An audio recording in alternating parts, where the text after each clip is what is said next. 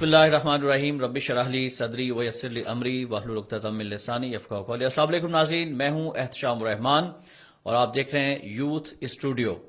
آج کے اس podcast میں ہم ایک نیا سلسلہ شروع کرنے جا رہے ہیں یوتھ اسٹوڈیو کے اس پلیٹ فارم سے، اور اس میں ہم مختلف شخصیات جن کا تعلق جماعت اسلامی پاکستان سے ہے ان سے آپ کا تعارف کروائیں گے، ان کے بارے میں آپ کو بتائیں گے۔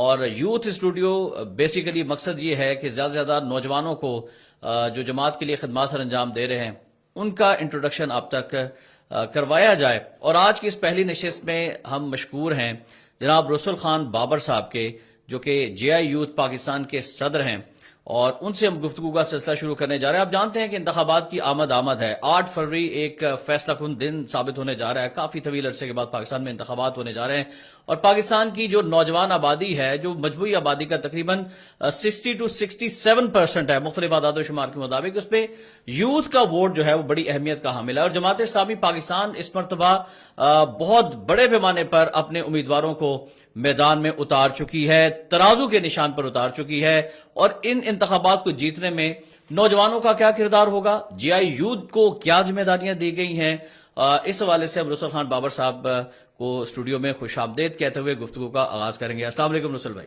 وعلیکم السلام۔ کیسے مزاج آپ کے؟ خیری سے؟ اچھا، سب سے پہلے تو ہمیں اپنے بارے میں بتائیے۔ بہت سارے لوگ آپ کے بارے میں جانتے ہیں، بہت سارے لوگ جاننا چاہیں گے کہ اسلامی جمعیت طلبہ میں کیسے آئے، اور پھر آج جماعت اسلامی کی یوتھ کے پورے پاکستان کے آپ ذمہ دار ہیں، صدر ہیں، اور کیسے آنا ہوا، کیا کوئی دلچسپ واقعات ہے اس سلسلے پہ؟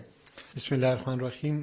میں 8 اکتوبر 2000 کو اسلامی جمعیت طلبہ کا رفیق بنا تھا گورنمنٹ کالج مری سے، اور کالج کی ذمہ داری رہی، پھر کالجز کی رہی، پھر مری جو مقامی جمعیت تھی اس کا سیکرٹری جنرل رہا، پھر مقامی جمعیت کی رہی، پنڈی ڈویژن، پھر ایک رسالہ ہے بچوں کا پیغام اقبال، اس کا چیف ایڈیٹر رہا، پھر سرگودا ڈویژن، اسلام آباد ڈویژن ہمارا ایک تنظیمی ڈویژن تھا، پھر سیکرٹری صوبہ رہا جمعیت کا، اور پھر مرکز میں ڈپٹی سیکرٹری جنرل آ گیا تھا اسلامی جمعیت طلبہ کا، اور پھر پنجاب جمعیت کی میری ذمہ داری رہی۔ پھر اس کے بعد جیسی جمعیت سے میری تعلیم ختم ہوئی، ایم ایس کمپلیٹ ہوا میرا، تو میں نے شباب ملی اس وقت تھی، اس وقت نارتھ پنجاب کا میں پریزیڈنٹ بنا، یہ 2013 کی بات ہے، اور 2015 میں مرکزی سیکرٹری جنرل بنا تھا، اور 2016 میں مرکزی نائب صدر بنا تھا، 2017 میں پنجاب یوتھ کی میری ذمہ داری لگی، اور پھر 2020 میں دوبارہ مرکزی نائب صدر بن گیا تھا، ماشاءاللہ، اور پھر 2022 کے اینڈ پہ مرکزی صدر کی ذمہ داری میری لگی۔ اچھا، ماشاءاللہ، اتنی ساری ذمہ داریاں آپ بڑے احسن طریقے سے نبھا رہے ہیں۔ ایک واقعہ آپ کے بارے میں بڑا مشہور ہے کہ آپ کو جو ہے وہ جمعیت میں جب آپ تھے تو شیر پنجاب کہا جاتا تھا، اور پولیس آپ کو پکڑنے کے لیے آتی تھی، اور پھر وہ کہتے تھے پڑھو پٹھان میں پڑھو، تو یہ کیا واقعہ تھا؟ نہیں، میرا یہ خیال ہے کہ تحریک ہمیں جہاں لگاتی ہے تو جس طرح کے حالات ہوتے ہیں تو مشاورت کے ساتھ وہاں فیصلے کیے جاتے ہیں۔ پنجاب میں بہت کروشل صورتحال تھی، اس وقت پیپل پارٹی کی گورنمنٹ تھی، اور ان کا وزیر اعظم تھا ملتان میں خاص کر کے۔ اچھا، تو اس وقت کی شورا نے مطلب کچھ فیصلے ایسے کیے تھے، تو ظاہر ہے میں پنجاب کا ناظم تھا، میں لیڈ کر رہا تھا، تو اس وقت کی ضرورت کے مطابق ہم نے کچھ چیزیں کی، اور بس اس پہ ہمارے ہاں پولیس آپ ہی کو ٹارگٹ کرتی تھی کہ رسول خان بابر صاحب کو جو ہے نا وہ ہم نے پکڑنا ہے تو پھر ساری جمعیت ہمارے قابو میں آ جائے گی پنجاب کی۔ بس جو لیڈ کر رہا ہوتا ہے جس سچویشن کو، اس کا مطلب بات۔ جیلیں بھی کاٹی ہیں آپ؟ ہاں، جیلوں میں اللہ تعالیٰ نے یہ اعزاز بخشا ہے، مختلف جگہوں پہ اللہ تعالیٰ نے، مطلب یہ اعزاز ہے میں سمجھتا ہوں جو تحریک نے ہمیں دیا ہے، اور ہماری مختلف ممالک کی جو تحریکیں اس سے زیادہ برداشت کر رہی ہیں، ہم پہ ابھی وہ ابتلا کا دور نہیں آیا، تو یہ اعزاز کی بات ہے۔ کتنا عرصہ جیل میں رہے؟ تھانوں میں تو بہت رہے، جیل میں ایک دفعہ کوئی 43 ڈیز کے لیے گیا تھا اڈیالہ جیل میں، تو اس کے علاوہ پھر اکاڑا۔ تو آپ کو بھی اڈیالہ جیل میں اعزاز حاصل ہے کہ آپ بھی وہاں پر رہے ہیں، ماشاءاللہ سے۔ ٹھیک، تو جیل میں 43 دن کیسے گزرے رسول بھائی؟ میں نے قرآن کی تفسیر نہیں پڑھی تھی، مطلب تو یہ اللہ کا شکر ہے کہ میں وہاں جب گیا تو مجھے یہ موقع ملا کہ میں نے تفسیر پڑھی، اور باقی گرمیوں کے دن تھے، تھوڑی سی گرمی زیادہ تھی، لیکن ان دنوں میں شاید کہتے ہیں نا جو دکھ درد اور غم اور مصیبت ہوتی ہے وہ انسان کو اللہ سے قریب کر دیتی ہے. تو میں نے شاید شعوری طور پہ نا تحریک کو بہت سارا وہاں سمجھا تھا. ٹھیک ہے. اب آپ نے جیل سے بہت کچھ سیکھا، آپ کی وہاں سے بہت زیادہ اصلاح بھی، کوئی تشدد تو نہیں کیا گیا تھا آپ کے اوپر؟ نہیں، جو شروع میں ہوتا ہے ظاہر ہے، اصل میں ہم لال مسجد کے معاملے میں گرفتار ہوئے تھے تو مختلف ادارے اس کی انکوائری کر رہے تھے. تو ابتدائی جو ایک ہفتہ تھا وہ بہت مشکل تھا. تو اس کے بعد تو جب ہمیں بارک میں ڈال دیا تو پھر باقی قیدیوں کی طرح تھے، لیکن ہم 780 میں تھے دہشت گردی کی اس میں. تو اس حوالے سے تھوڑا سا یعنی اتنی آزادی ہمیں نہیں تھی جو باقی قیدیوں کی تھی. اچھا، جماعت اسلامی کی ذمہ داری ہے آپ کے پاس، یوتھ کی ذمہ داری ہے، اور پاکستان کے اندر بہت زیادہ پوٹینشل ہے یوتھ کے حوالے سے، لیکن گزشتہ 2-3 سالوں کے اندر ہم نے دیکھا کہ برین ڈرین بہت زیادہ ہوا، بہت سارے لوگ پاکستان چھوڑ کر چلے گئے. اس کی وجوہات آپ کیا دیکھتے ہیں؟ اور پھر ہم الیکشنز کے اوپر بات کریں. میرے خیال میں یہ پالیسیز کا تسلسل ہے. ہم ایک گورنمنٹ کو تو اس کے لیے اس کا ذمہ دار نہیں ٹھہرا سکتے. پاکستان کے اندر بدقسمتی سے یہ 76-77 برس ہو چکے ہیں کہ کوئی بھی حکومت، عوامی حکومت یعنی جمہوری حکومت، وہ 5 سال اس طریقے سے پورے نہیں کر سکی. تو پالیسیز کے تسلسل کی وجہ سے یا لانگ ٹرم معاشی پالیسیز نہ ہونے کی وجہ سے پاکستان میں ہماری جو معیشت ہے اس کے دگرگوں حالات ہیں. میں یہ سمجھتا ہوں یہ اس قوم کے نوجوان کو مایوسی کی طرف لے کر گئی ہے. یہ بے روزگاری، یہ غربت، اور نوجوان پہ ساری امیدیں ہوتی ہیں. جب ایک نوجوان اپنے فیوچر کو سکیور نہیں کرتا، دیکھتا، تو پھر وہ متلاشی ہوتا ہے اچھے روزگار کا. یہی وجہ ہے کہ پاکستان سے بڑے پیمانے پہ نوجوان باہر کی طرف جا رہے ہیں. اور میں سمجھتا ہوں کہ اس حوالے سے جماعت اسلامی ایک بہترین منصوبہ رکھتی ہے.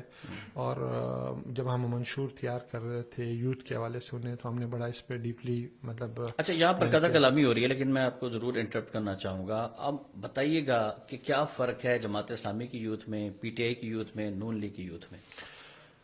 دیکھیں، جماعت اسلامی ایک نظریاتی جماعت ہے، اور جماعت اسلامی کی یوتھ بھی نظریاتی یوتھ ہے. پوری قوم کی طرح جیسے وہ ایک ہجوم ہے، باقی جماعتوں کے اندر بھی ہجوم ہے جن کے پاس کوئی سوچ، فکر یا منزل نہیں ہے. اور جس طرح باقی پارٹیوں کے اندر ان کا سب کچھ ان کا پارٹی لیڈر ہوتا ہے اور اقتدار تک پہنچنا اس کا مقصد ہوتا ہے، ایسی وہاں کی یوتھ کا بھی ہوتا ہے. تو جماعت اسلامی یوتھ دراصل جماعت اسلامی کو اقتدار اس لیے دلوانا چاہتی ہے کہ اس قوم کو، اس ملک کو بہتری کی طرف لے کے جا سکے، پاکستان اقوام عالم میں دنیا کو لیڈ کر سکے، پاکستانی قوم کی معاشی حالت بہتر ہو، یہاں کی اخلاقی حالت بہتر ہو، یہاں کا رہن سہن بہتر ہو، ہمارا معاشرہ اور ہمارا خاندانی نظام بہتر ہو، ہمارا یہ جو پاکستانی کمیونٹی ہے وہ سکون کی زندگی بسر. اچھا، جے آئی یوتھ جو ہے وہ جماعت اسلامی کو اقتدار میں لانا چاہتی ہے. جے آئی یوتھ اس سلسلے میں کر کیا رہی ہے؟ کیا پلانز ہیں؟ کس طرح سے وہ اس معاشرے کے اندر، اور بالخصوص 2024 کے انتخابات 8 فروری کے جو ہونے جا رہے ہیں، اس سلسلے میں کیا لائے عمل لے کر چل رہی ہے؟ الحمدللہ اس وقت پاکستان کی کوئی 10,600 یونین کونسل ہے، جس میں 6,000 سے زیادہ میں جماعت اسلامی یوتھ کی تنظیم ہے. تقریباً کوئی 128 اضلاع میں ہمارا کام ہے ڈائریکٹ. اور اگر زونز کی بات کی جائے تو 590 کے قریب 593 زونز ہیں، جس میں سے 500 سے زیادہ میں ہماری تنظیم کھڑی ہے. ہم اگر اعداد و شمار سے کام لیں تو 1,02,700 کچھ ہمارے بنیادی ذمہ داران ہیں جو پورے ملک میں ایک وارڈ سے لے کر مرکز کی سطح پہ ذمہ داریاں نبھا رہے ہیں. یہ ایک بہت بڑی تعداد ہے. اتنی منظم قوت کسی اور پارٹی کے پاس نہیں ہے. ہم نے 1 بوٹ 10 یوتھ کا ایک فارمولہ طے کیا ہے. ہمارے ترجیح القاعدات پورے ملک میں کوئی 125 کے قریب، جس میں ہم ہر یونین کونسل کی ہر وارڈ میں 1 بوٹ 10 یوتھ کا مطلب ہم نے تقرر کیا ہے. باقی کہیں پہ 40%، کہیں 50%، کہیں 60%. ہر پولنگ اسٹیشن میں 10 لوگ آپ کے کم از کم ہونے چاہیے. 10 لوگ ہونے چاہیے. اچھا، اسی طریقے سے پھر جس طرح اسلامی جمعیت طلبہ اس ملک کو نظریاتی قیادت دے رہی ہے، تنظیمی قیادت تحریک کو دے رہی ہے، اس طرح جے آئی یوتھ نے انٹرا پارٹی الیکشن کے ذریعے سے اور بڑے پیمانے پہ ممبر سازی کر کے جو نیچرل لیڈرشپ ہے، جس کو میں فطری قیادت کہتا ہوں، وہ تحریک کو بڑے پیمانے پہ دی ہے. موثر فیملی جماعت میں شامل ہوئی ہے, اور میں سمجھتا ہوں کہ یہ جو آنے والا الیکشن ہے یہ جے یوتھ ایک ایسی تحریک کے لیے ایک ایسا ثمر مطلب آپ شامل ہوگی. اچھا رسول خان بابر صاحب, بالکل آپ کی بات درست ہے, لیکن جمعیت کی موجودگی میں, اسلامی جمعیت طلبہ جس کا آپ بھی حصہ رہے, ناظم رہے, اس کی موجودگی میں جے آئی یوتھ کی ضرورت کیوں پیش آئی جماعت کو؟ اچھا, میں نے پہلے ویسے اپنی گفتگو میں بات کر لی. اسلامی جمعیت طلبہ بیسیکلی میں سمجھتا ہوں نسلوں کی تیاری کا کام کر رہی ہے, اور لیڈرشپ کوالٹیز کو فکری حوالے سے اور تنظیمی حوالوں سے وہ پالش کرتی ہے ایک نوجوان کے اندر. اور جمعیت ہی کے تیار کردہ لوگ ہیں جو مختلف شعبوں میں اس ملک کے لیے کام کر رہے ہیں. بیسیکلی جب سید مودودی رحمۃ اللہ علیہ نے دیکھا تھا کہ پاکستان کا جو نظام تعلیم ہے جو کالجز اور یونیورسٹی کا تھا, اس سے یعنی کہ ایسے لوگ نکل رہے تھے جو ویژنری نہیں تھے, جو چھوٹی سوچ رکھنے والے تھے, جو اپنی ذات کے خول میں بند تھے, اور مدارس سے ایسے لوگ نکل رہے تھے جو 21ویں صدی کے چیلنجز کے لیے 12ویں صدی کے لوگ تیار کر رہے تھے. تو اس وقت پھر اسلامی جمعیت طلبہ کو تیار کیا گیا تھا, جس کا بنیادی مقصد یہ تھا کہ اس ملک کو ہر شعبے میں ایسی فکری قیادت دی جائے جو نظریہ پاکستان سے محبت کرنے والے ہوں اور اسلامک اسٹیٹ کے قیام کے لیے کام کریں. جے آئی یوتھ اس کے تھوڑا سا اگر آپ دیکھ لیں تو یہ ایک فطری لیڈرشپ معاشرے سے تیار کر رہی ہے.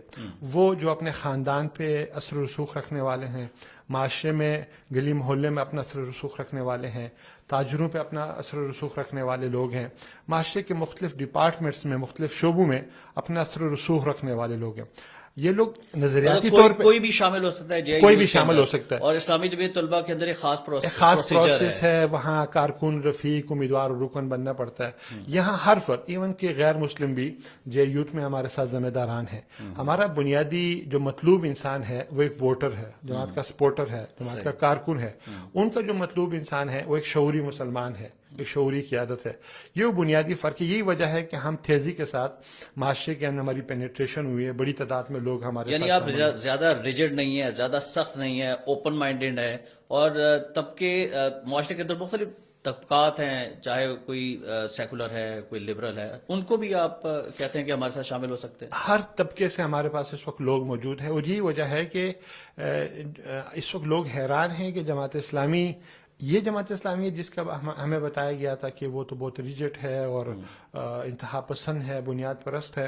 ہمیں تو بہت اچھا لگا یہ دیکھ, اور یہی وجہ کہ موثر لوگوں کو جماعت اسلامی یوتھ نے اپنے ساتھ شامل کیا, فلیکسیبلٹی کی وجہ سے. فلیکسیبلٹی. اچھا, اب انتخابات کی بات ہو جائے, اور جے آئی یوتھ کی کاوشیں جو ہے وہ جاری ہیں.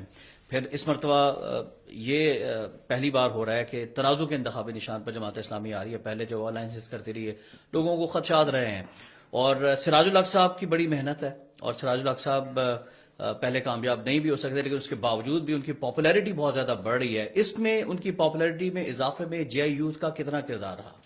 اچھا دیکھیں, ایک تو سراج صاحب کو اللہ تعالیٰ نے ایک ملٹی ڈائمینشنل سی مطلب پرسنالٹی دی ہوئی ہے.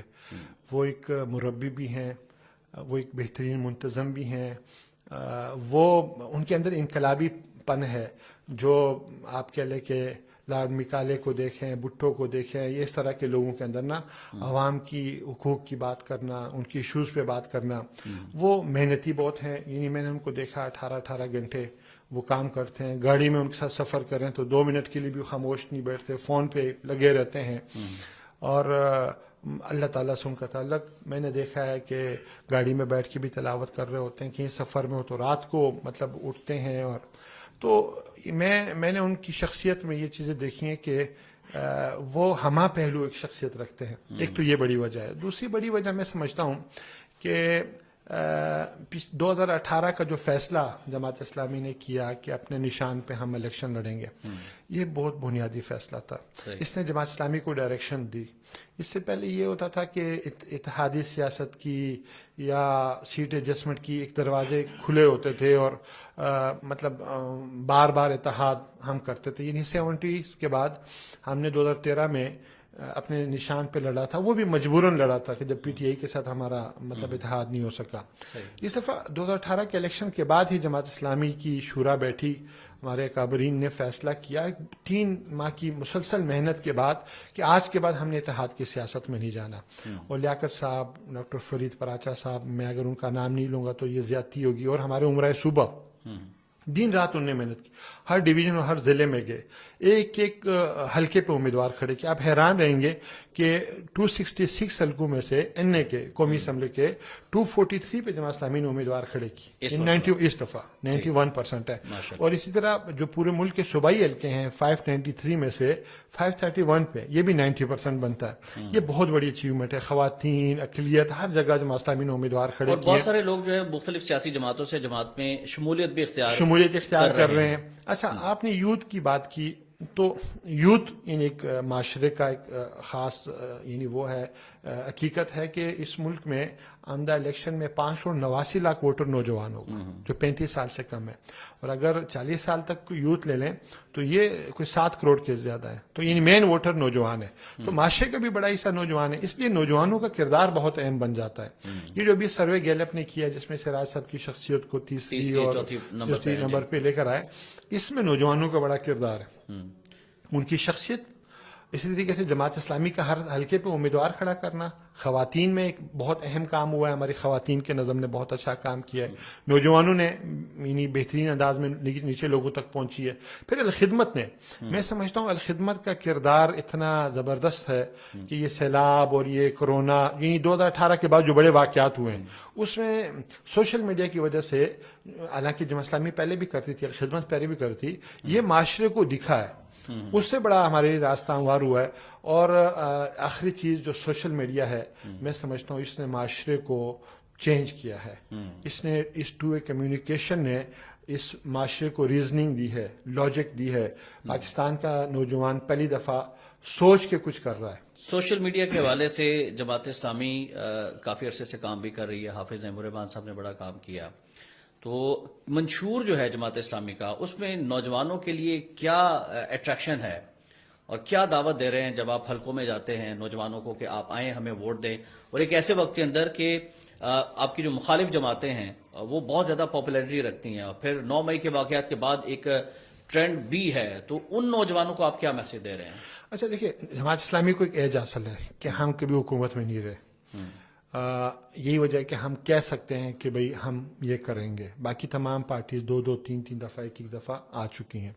پھر جہاں جہاں ہمیں حکومت ملی ہم نے ڈیلیور کیا ہے. کراچی میں ہم نے ڈیلیور کیا ہے, کے پی کے میں ہمیں حکومت ملی, اتحادی حکومت میں ہم نے ڈیلیور کیا ہے, ہم نے بڑے اچھے انداز میں ہم نے کیا ہے.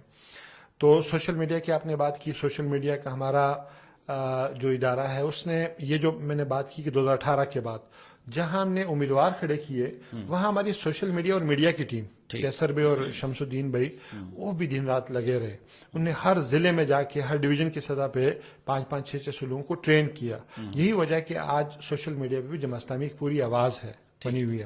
اور آپ نے بات کی کہ جماعت اسلامی یوتھ کے لیے کیا کرے گی, یہ ایک پورا لائعمل جماعت اسلامی نے ترتیب لیا ہے. اس وقت سب سے بڑا مسئلہ معاشی مسئلہ ہے اس قوم کا, بے روزگاری عروج پہ ہے.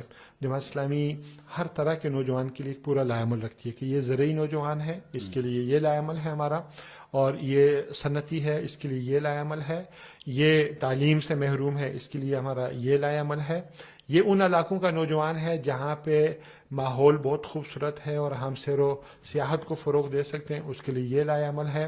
یہ نوجوان صحت سے وابستہ ہو سکتے ہیں, ان کے لیے یہ لائعمل ہے. خواتین کے لیے ہے, نوجوانوں کے لیے ہے. اسی طریقے سے 92 لاکھ نوجوان پاکستان کے منشیات کے عادی ہیں. یہ بہت بڑی تعداد ہے, میں سمجھتا ہوں ان کے لیے خصوصی ٹاسک مطلب جماعت اسلامی نے کیا ہے. میں سمجھتا ہوں کہ جماعت اسلامی عوام سے ہے, اور عوام کے مسائل کو حل کرنے کا اگر کوئی صحیح معنوں میں ادراک ہے تو وہ جماعت اسلامی کو. کیا اسٹیبلشمنٹ کی مدد کے بغیر پاکستان میں کوئی سیاسی جماعت یا مذہبی جماعت حکومت میں آ سکتی ہے, اور جماعت اسلامی کیا کامیاب ہو جائے گی ان انتخابات میں؟ اچھا, یہ صرف پاکستان کا مسئلہ نہیں ہے, یہ پوری تیسری دنیا کا اور اسپیشل مسلم دنیا کا مسئلہ ہے. ہمارے 58 اسلامی ممالک ہے. پہلے کالونیلزم تھا, برٹش گورنمنٹ نے کالونیز کے ذریعے سے دنیا کو کنٹرول کیا ہوا تھا. اب امریکہ نے امپیریلزم کے ذریعے سے دنیا کو کنٹرول کیا ہوا ہے. تیسری دنیا خاص کر کے مسلم دنیا میں یا تو بادشاہ ہیں یا وہاں کی ادارے ہیں، دفاعی ادارے ہیں ان کو، اور یا پھر اس طرح کی جمہوری حکومتیں ہیں جو نام نہاد جمہوری، جیسے یعنی بنگلہ دیش کی گورنمنٹ ہے بیسیکلی وہاں سے، یعنی ہمارے یہ ادارے میں سمجھتا ہوں مظلوم ادارے ہیں اور ان کو مطلب کیا گیا. لیکن پاکستان کے حالات ابھی بنگلہ دیش جیسے ہیں آپ کو لگتے ہیں؟ میں سمجھتا ہوں ہمارے حالات تو ان سے بھی ابتر ہیں. یعنی وہاں تو نظر آ رہا ہے نا دنیا کو کہ بھئی یہ چیز ہو رہی ہے، یہاں تو ابھی کنفیوژن ہے کہ ایسا ہو رہا ہے کہ نہیں. لیکن میں یہ سمجھتا ہوں کہ ہمارے اداروں کو بھی یہ ادراک ہو گیا ہے کہ پاکستان جس طرف جا رہا ہے، اکانومی پاکستان کی جس طرف جا رہی ہے، اب مخلص لوگوں کی ضرورت ہے پاکستان کو. کیا پاک فوج نے کوئی رابطہ کیا جماعت اسلامی کی قیادت سے ان انتخابات سے پہلے، اور جماعت اسلامی یوتھ جو ہے پاک فوج کے حوالے سے کیا موقف رکھتی ہے؟ دیکھیں، پاک فوج ہماری فوج ہے، ہم اس کی عزت کرتے ہیں، رسپیکٹ کرتے ہیں. اس ملک کے لیے ان کی قربانیاں ہیں. میں سمجھتا ہوں جو پاکستان محفوظ ہے اس میں ان کا ایک بہت کردار ہے. ورنہ پاکستان کو شام بنایا جا سکتا تھا، پاکستان کو افغانستان بنایا جا سکتا تھا. لیکن ہمارا جو اعتراض ہے وہ یہ ہے کہ ہر ادارے کو اپنے حدود کے اندر کام کرنا چاہیے. حکومتیں بنانا، حکومتیں کرنا عوام کا حق ہے اور سیاسی قیادت کا حق ہے. اگر اس میں بہت حد تک وہ انوالو ہوں گے تو وہ ادارہ خود ڈیمیج ہوگا. یہ رسول خان بابر صاحب، بڑی زبردست گفتگو، بڑی انفارمیٹیو گفتگو کا سلسلہ جاری ہے. ناظرین، آپ ایک بریک لیتے ہیں، بریک سے واپس آتے ہیں اس پوڈ کاسٹ میں. رسول خان بابر صاحب سے مزید کچھ سخت قسم کے سوالات بھی پوچھیں گے. ہمارے ساتھ رہیے گا.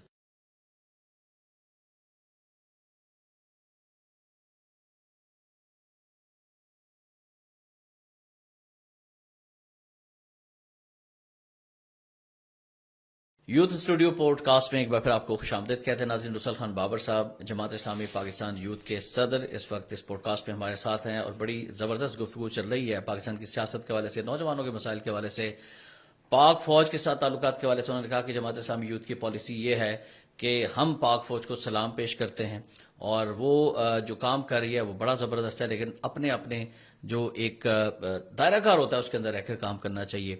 اچھا رسول خان بابر صاحب، کچھ عرصے پہلے ایک بڑی کرشماتی شخصیت آئی اور انہوں نے نوجوانوں کو ایک نعرہ دیا کہ جی ہم پاکستان کے قرضے اتار دیں گے، ہم کرپٹ لوگوں کو سزا دیں گے، 100 دن کے اندر ہم جناب پاکستان کی معیشت کو ایسے اوپر لے جائیں گے، باہر سے لوگ ڈالرز لے کر آئیں گے اور ہر نوجوان جو ہے بڑا امیر ہو جائے گا. لیکن بڑے مایوس ہوئے نوجوان کہ 100 دن کے بعد یہ بالکل ان کے جو دعوے ہیں وہ غلط ثابت ہونا شروع ہو گئے. کیا جماعت اسلامی کے پاس کوئی جادو کی چھڑی ہے کہ وہ جو منشور کا اعلان کر رہی ہے کہ اس میں اور اس کرشماتی شخصیت کے نعروں میں کوئی فرق ہے؟ عمل کے حوالے سے کیا پلاننگ ہے آپ کی، اور آپ نوجوانوں کو کیا اسی طرح سے انوائٹ کر رہے ہیں کہ ہمارے ساتھ آئیں، یا کوئی پریکٹیکل آپ کے پاس ٹیم بھی موجود ہے ان مسائل کو حل کرنے کے لیے؟ اچھا دیکھیں، پہلے تو پی ٹی آئی اور عمران خان صاحب کو ذرا ان کو سمجھنا ضروری ہے. تیسری دنیا کو جو کیپٹل کلاس جس طریقے سے ارینج اور ری ارینج کر رہی ہے، اس میں ریولوشن کو جب بھی وہاں پیدا ہونے کے چانسز ہوتے ہیں تو اس کو کل کیا جاتا ہے مصنوعی ریولوشن کے ذریعے، مصنوعی چینج کے ذریعے سے. وہاں ایک مصنوعی قیادت کو ڈیولپ کیا جاتا ہے. ان کو جو انقلابی موومنٹ ہوتی ہے اس کے قریب تر کے نعرے دیے جاتے ہیں، اور وہی پولیٹیشین، کرپٹ پولیٹیشین کو ان کے ساتھ جوڑا جاتا ہے. یہی پی ٹی آئی کے ساتھ ہوا، یہی عمران خان کے ساتھ ہوا. یہاں کی اسٹیبلشمنٹ نے ان کو کھڑا کیا، اور وہ جماعت اسلامی جو ریئل میں سمجھتا ہوں انقلابی موومنٹ ہے پاکستان کی، ان کے قریب تر کے سارے نعرے ان کو دیے اور کرپشن کے خلاف بات کی. لیکن جو ٹیم تھی، ظاہر ہے وہی ٹیم تھی جو باقی سیاسی جماعتوں سے آئے ہوئے تھے. یہی وجہ کہ وہ ڈیلیور نہیں کر سکتے. وہ بہت، میں سمجھتا ہوں ایک مظلوم سی حکومت تھی جن کے سارے فیصلے ان سے پوچھ کے نہیں ہوتے تھے، بس وہ وہاں پہ بیٹھے ہوتے تھے. انہوں نے خود بعد میں اظہار کیا کہ مجھے تو خبرناموں سے اور اخبارات سے پتہ چلتا تھا. اس کی بنیادی وجہ کی کمزور سی حکومت کھڑی کی گئی. اچھا، میں سمجھتا ہوں جماعت اسلامی کے پاس ایک نیچرل لیڈرشپ موجود ہے. ہماری جتنی بھی لیڈرشپ ہے، جیسے میں خود آپ کو بتا رہا ہوں کہ میں کالج سے، اسکول سے نکلتے ہی میرا یہ 23واں 24واں سال ہے کہ میں پی ایچ ڈی کے اسٹوڈنٹ بھی ہیں. میں پی ایچ ڈی کر رہا ہوں. اسی طریقے سے ہمارا ہر لیڈر، مطلب مشتاق صاحب، سراج صاحب، حافظ نعیم صاحب، لیاقت صاحب، ایون کہ ڈسٹرکٹ لیول تک کی جو مطلب ہماری لیڈرشپ ہے وہ اسلامی جمعیت طلبہ کی سابقین سے ہے، جن نے اسٹوڈنٹس دور کے ساتھ ہی پولیٹکس پہ کے اندر ان ہوئے ہیں. تو ہمارے پاس ہر فیلڈ پہ ایک تیار ٹیم ہے اور ہم ڈیلیور کر سکتے ہیں. اچھا، اس میں ایک چیز اگر آپ کی اجازت میں ایڈ کرنا چاہوں گا کہ جو بینگ اے جرنلسٹ میں نے بھی آبزرو کیا ہے، پورے پاکستان کی سیاسی جماعتوں پر الزامات لگتے رہے ہیں، لیکن جماعت اسلامی کی جو لیڈرشپ ہے آج تک اس پر کوئی انگلی نہیں اٹھا سکا کرپشن کے حوالے سے. اور سپریم کورٹ آف پاکستان نے بھی سراج الحق صاحب کو کہا کہ یہ 6263 پر پورا اترنے والے پاکستان کی واحد شخصیت، تو یہ بڑا اعزاز کی بات ہے، اس کا کریڈٹ دینا چاہیے. اچھا، اب جو مسائل ہیں پاکستان کے، ان کے حوالے سے جماعت اسلامی کی کیا پالیسیز ہیں؟ اور بالکل آپ جیسے کہہ رہے ہیں کہ ہر ماہرین کی ٹیم ہمارے پاس موجود ہے، تو آپ کتنے دنوں میں یا کتنے سالوں میں پاکستان کے مسائل اگر حکومت مل جاتی ہے تو حل کر سکیں گے انشاءاللہ؟ دیکھیں، ہم کوئی اس حوالے سے کوئی مہینے یا سال تو، لیکن جو 5 سال کا ہمارا ٹینیور ہوگا اس میں انشاءاللہ ہمارا یہ ہوگا کہ پاکستان کے قرض ریورس ہو جائیں گے، پاکستان کا جو فسکل ڈیفیسٹ ہے اس کو ہم کم کریں گے انشاءاللہ، جو تجارتی خسارہ ہے اس کو ہم ختم کریں گے انشاءاللہ. اور پاکستان کو دیکھیں، اس وقت پاکستان کو اللہ تعالیٰ نے بہت یعنی وسائل دیے ہوئے ہیں. ہمارے پاس 4 موسم ہیں، 5 دریا ہیں، دنیا کا دوسرا بڑا ڈیم ہے ہمارے پاس. ہم چاول اور گندم میں 7واں بڑا ملک ہیں. اسی طریقے سے نوجوان بڑی تعداد میں ہمارے پاس موجود ہیں. ایک ایسا 4 موسم اللہ تعالیٰ نے پاکستان کو دیے ہوئے ہیں. اسی طریقے سے کاپر اور نمک اور اس طرح سونے کی ہمارے پاس کانیں موجود ہیں بڑے پیمانے پہ. گیس اور آئل کے ذخائر یہاں پہ اللہ تعالیٰ نے دیے ہوئے ہیں.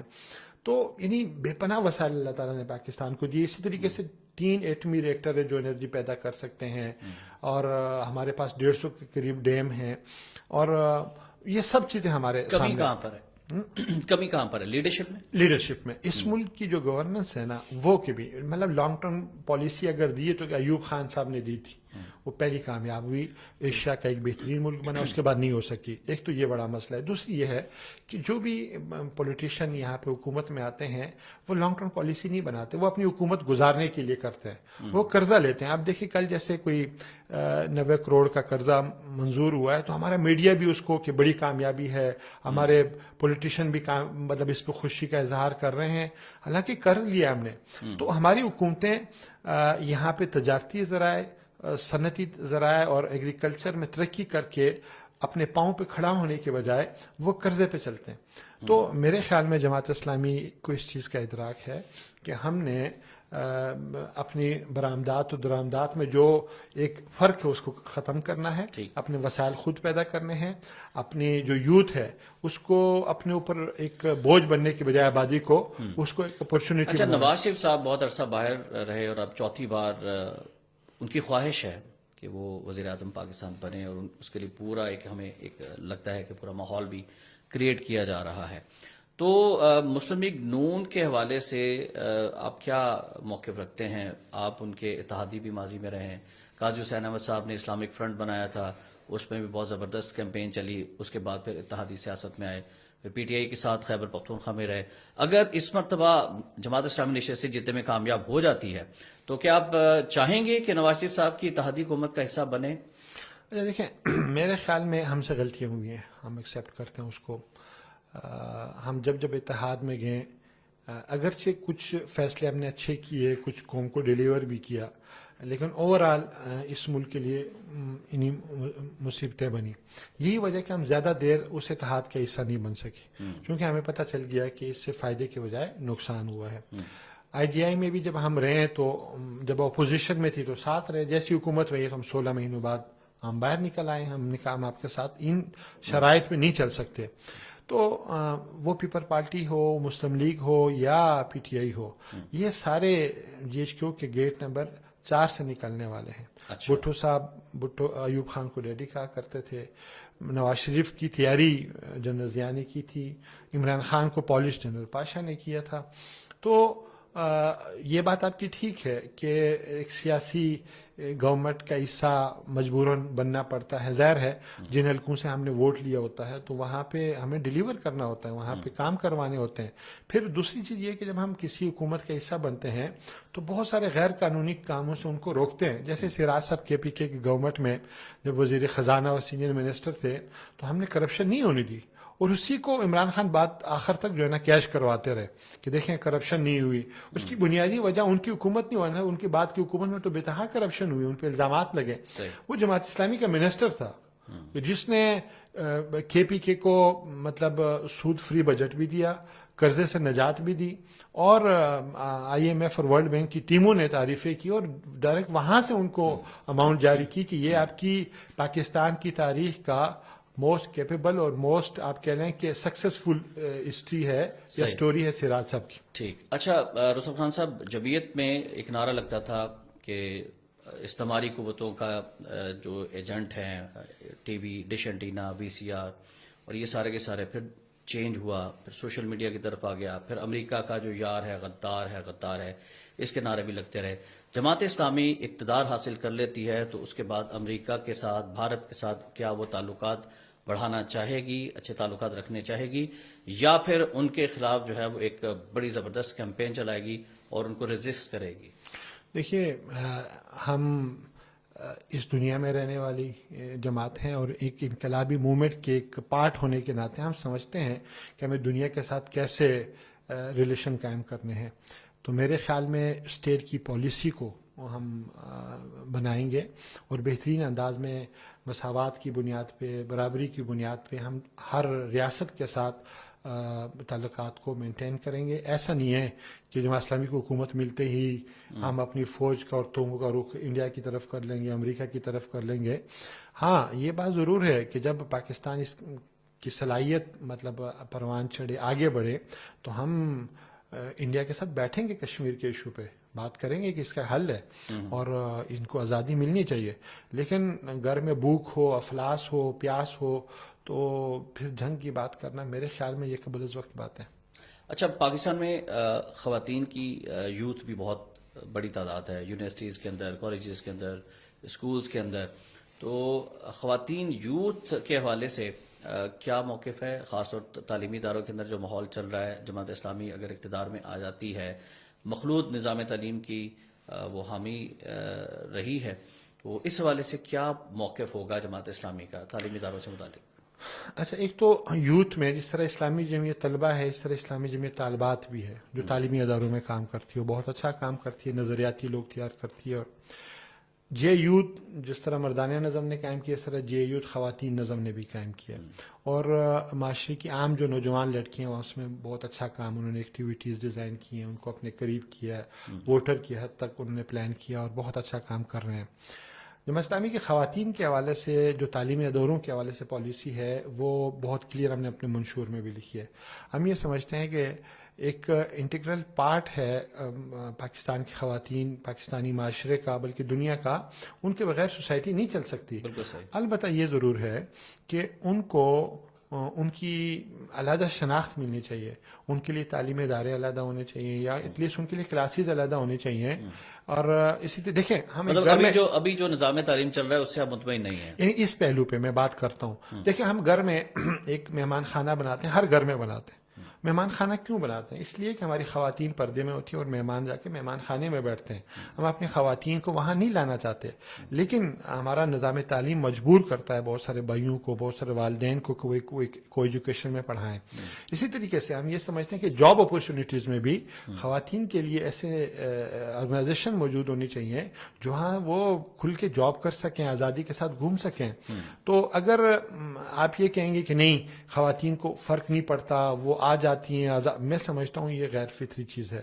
آپ اگر سروے کروائیں گے خواتین کے اندر تو ایک اکثریت یہ کہے گی کہ ہمارے لیے علیحدہ انسٹیٹیوشن ہونے چاہیے, علیحدہ آرگنائزیشن ہونی چاہیے. اچھا, طیب اردگان صاحب کی اگر ہم کیس اسٹڈی کے طور پہ رکھیں, ان کی جماعت کو کس طرح سے وہ استنبول سے شروع ہوئے, میئر بنے, پھر انہوں نے تمام طبقات کو اپنے ساتھ اٹیچ کیا اور انہوں نے کوئی ریجڈنس نہیں دکھائی, سب کو ساتھ ملاتے گئے, چاہے وہ سیکولر تھے, لبرل تھے, اور پھر وہ ہم نے دیکھا کہ وہ آج مسلسل چوتھی بار غالباً صدر ترکی ہیں، تو ان کی جو ایک سٹائل ہے کہ اس کو جماعت اسلامی فالو کر رہی ہے، اربگان صاحب نے جس طرح سے ایک میسج دیا سب کو ساتھ لے کر چلے، یا پھر آپ کا جو ہے وہ تعلیمی اداروں کے حوالے سے بھی الگ وہی ریجڈ موقف ہے کہ نہیں یہاں پر لڑکیوں کو الگ پڑھنا چاہیے، لڑکوں کو الگ پڑھنا چاہیے، لیکن پاکستان کے اندر بہت سارے تعلیمی ادارے جو ہے نا اس کی صورتحال آپ کے سامنے ہے. اچھا تو دیکھیں، اگر بین الاقوامی سطح پر آپ دیکھیں تو آپ سمجھتے ہیں کہ ان کا ماڈل ٹھیک ہے یا ہمیں بھی وہی اڈاپٹ کرنا چاہیے یا نہیں؟ اچھا دیکھیں، ترکی کی مثال کچھ اور ہے. ترکی ایک سیکولر اسٹیٹ رہی ہے بڑے عرصے تک، یعنی 1919 سے لے کر 2004-05 تک جب وہ بنے ہیں. وہاں تو اذان دینے پہ پابندی تھی، عربی میں بات نہیں کر سکتے تھے، عربی میں اذان نہیں دے سکتے تھے، یہ کیفیت تھی.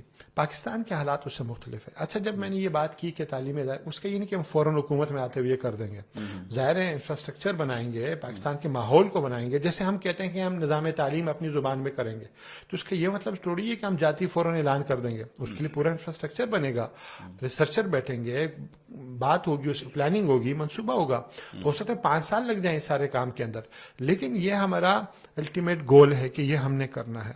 اردگان صاحب نے اچھا ڈیلیور کیا، مطلب ترکی کے اندر ایک جس ترکی کو یورپ کا مرد بیمار کہتے تھے اس کو اٹھا کے وہاں سے 10 بہترین معیشتوں میں لے آئے دنیا کی. یہی میں کہتا ہوں کہ یہ اسلامک موومنٹ کا وہ آدمی تھا، وہ ایک ویژن رکھتا تھا، وہ ایک مسلم سٹیٹ کو دنیا میں ایک باوقار مقام دینا چاہتا تھا. صرف ترکی کے نہیں، آپ ابھی ملیشیا میں دیکھیں، وہاں اسلامک موومنٹ کی گورنمنٹ ہے. آپ سوڈان کے اندر ہماری حکومت رہی ہے، ہم نے کہاں ریجڈنس دکھائی ہے؟ ہم نے تو کہیں بھی نہیں دکھائی. ہم تو میرے خیال میں سب سے زیادہ ہمارے ساتھ لوگ ایزی فیل کرتے ہیں بات کرتے ہوئے بھی اور معاملات کرتے ہوئے. مطلب آپ کا مطلب یہ ہے کہ جے آئی یوتھ جو ہے اس کا میسج سب کے لیے ہے اور سب کو دعوت ہے. کیا میسج دینا چاہیں گے دیگر سیاسی جماعتوں کی یوتھ کو بھی کہ آئندہ عام انتخابات سے پہلے وہ جماعت اسلامی کو ہی ووٹ دیں اور جماعت اسلامی کا حصہ بنے، جماعت اسلامی یوتھ کا حصہ بنے، اور ان کے مسائل کیا ہیں آپ کی نظر میں اور ان کو آپ کس طرح سے ایڈریس کر رہے ہیں؟ دیکھیں، پاکستانی نوجوان سے میں بہت پر امید ہوں. سوشل میڈیا یا آئی ٹی ریولیوشن کے بعد اس معاشرے نے اس ریزننگ کو اپنایا ہے. وہ سوال کرتی ہے اور ہر چیز پہ جواب چاہتی ہے. یہ ٹھیک ہے کہ کچھ لوگوں کے اپنے مفادات ہوتے ہیں یا کہ ان کی ذمہ داریاں ہوتی ہیں پارٹیز کے اندر، وہ اپنے پولیٹیکل پارٹیز کو ڈیفینڈ کر رہے ہوتے ہیں، یا کچھ مخصوص حالات ہوتے ہیں جیسے سندھ کے اندر پیپل پارٹی کا کوئی لوگ بڑھ چڑھ کے مقابلہ نہیں کر سکتے، یا بلوچستان میں سرداروں کا نہیں کر سکتے. کے پی کی اور پنجاب کے اندر میرے خیال میں حالات بہت سازگار ہیں ہمارے لیے. یہاں اگر یہ نہ ہوا تو اگلا نہیں تو اس سے اگلا، یہ انشاءاللہ پاکستان میں اسلامک موومنٹ برسر اقتدار آئے گی. اس دفعہ بھی جو میں سمجھتا ہوں کہ الیکشن میں ہم اپنے ووٹ بینک کو بہت آگے بڑھائیں گے. کچھ مخصوص مؤثر نشستیں ہیں وہاں ہم جیتیں گے انشاءاللہ. کیا پلاننگ کی ہے آپ نے یوتھ کے حوالے سے الیکشنز کو دیکھتے ہوئے؟ جیسے میں نے پہلے کہا کہ ہم نے ہر پولنگ بوتھ کو 10 نوجوانوں کو کیا ہے. اس کے علاوہ ہمارے امیدوار کی پوری کمپین یوتھ کر رہی ہے. الیکشن آفس کو یوتھ نے سنبھالا ہوا ہے. وہاں کے کارنر میٹنگ ہم ارینج کر رہے ہیں. نعروں کی کمیٹیاں علیحدہ ہیں، ایڈورٹیزمنٹ کی کمیٹیاں علیحدہ ہیں. امیدوار کو کندھوں پہ اٹھانے والا کام ہم کر رہے ہیں. اس کے علاوہ ہم نے گلی محلوں میں نکل کر ہمارے لوگوں کو پیغام دے رہے ہیں. سوشل میڈیا کو ہم نے اس وقت کنٹرول کیا ہوا، یوتھ اس محاذ پہ لڑ رہی ہے. تعلیمی اداروں کے باہر ہمارے کام، ہماری اسلامی جمعیت طلبہ تعلیمی اداروں کے اندر کام کر رہی ہے. جتنی منظم یوتھ کی ٹیم جماعت اسلامی کے پاس ہے کسی اور جماعت کے پاس نہیں ہے. کیا رسول بھائی کوئی دھاندلی کے آپ کو خدشات یا چانسز لگ رہے ہیں انتخابات کے حوالے سے، یا فیئر الیکشنز ہونے جا رہے ہیں، یا پھر اس میں بھی کوئی جھرلو پن شامل ہو سکتا ہے، اور اس کو روکنے کے لیے جے آئی یوتھ کیا کرے؟ میرے خیال میں اگر ریاست نے ایسا کیا تو یہ اس قوم کی بدقسمتی ہوگی اور اس دفعہ ریزسٹنس ملے گی ان کو. اور میں پھر کہتا ہوں کہ اس وقت ریاست اور ان کے اداروں کو ایک بڑے کا رول ادا کرنا چاہیے. جماعت اسلامی یوتھ نے باقاعدہ پلان کیا ہوا ہے پولنگ ایجنٹس کو، ان کی ٹریننگ کر رہے ہیں، اور جو فارم 45 46 اور ابھی شاید 11 12 یا 17 18 ہوا ہے اس کی حفاظت کو، اور اسی طریقے سے رزلٹ لینے سے لے کر اس تک پہنچانے تک ہم جس طرح کراچی کے اندر جے یوتھ نے ایک بڑی حد تک 70% تک روک لیا تھا پیپل پارٹی کی تمام دہشت گردی کے باوجود، ہم نے پورے ملک کو پلان کیا ہوا انشاءاللہ جے یوتھ اس پہ انشاءاللہ بھرپور پلاننگ کے ساتھ ہوتے ہیں۔ آپ کے پیچھے حضرت قائد اعظم حضرت علامہ اقبال اور حضرت مولانا سید ابو العلا مودودی رحمۃ اللہ علیہ کی تصاویر ہیں۔ جماعت اسلامی کے بانی سید ابو العلا مودودی نوجوانوں کے بارے میں ان کا پیغام کیا ہے جو اس پلیٹ فارم میں آخر میں آپ پہنچانا چاہیں گے؟ دیکھیں، قائد اعظم نے ہمیں یہ اسٹیٹ بنا کر دی، میں سمجھتا ہوں وہ بانی اسٹیٹ ہیں۔ علامہ اقبال نے وہ نظریہ دیا تھا جس کی بنیاد پہ وہ اسٹیٹ دی تھی، اور سید مودودی نے وہ نظام زندگی اس کے لیے چوز کیا تھا کہ جو اس اسٹیٹ میں ہونا چاہیے، جس کی بنیاد پہ پاکستان کی اسٹیٹ اقوام عالم میں ایک عزت کے مقام پہ جا سکتی ہے۔ سید مودودی کا، قائد اعظم کا اور علامہ اقبال کا الفاظ مختلف ہو سکتے ہیں، لیکن مدعا ایک ہے کہ امت کا نوجوان ایک مقصد زندگی رکھتا ہے، اور پاکستان ایک نظریاتی اسٹیٹ اسی لیے تھی کہ اس نے دنیا کے اوپر اپنا ایک مقام بنانا تھا اپنے نظام زندگی کی بنیاد پہ جو اسلام ہے، اور اس نظام کی کامیابی ہمارے اوپر فرض ہے بحیثیت امتی، بحیثیت مسلمان، کہ ہم دنیا کو یہ بتائیں کہ اللہ تعالیٰ نے پوری کائنات کو پیدا کیا ہوا ہے، اور پوری کائنات کے لیے جو اللہ کی سلیکشن ہے بحیثیت نظام وہ اسلام ہے، اور اس اسلام کو پاکستان کا نظام بننا چاہیے۔ پاکستان کے معاشی، پاکستان کے معاشرتی اور تمام مسائل کا حل اسی میں موجود ہے، اور یہی پاکستان کے نوجوانوں کو پیغام ہے۔ یعنی عقابی روح جب بیدار ہوتی ہے مسلمانوں میں تو نظر آتی ہے ان کو اپنی منزل آسمانوں میں۔ رسول خان بابر صاحب بہت شکریہ، انشاءاللہ وقتاً فوقتاً اس پوڈ کاسٹ میں یوتھ کی آواز ہم عوام تک پہنچاتے رہیں گے۔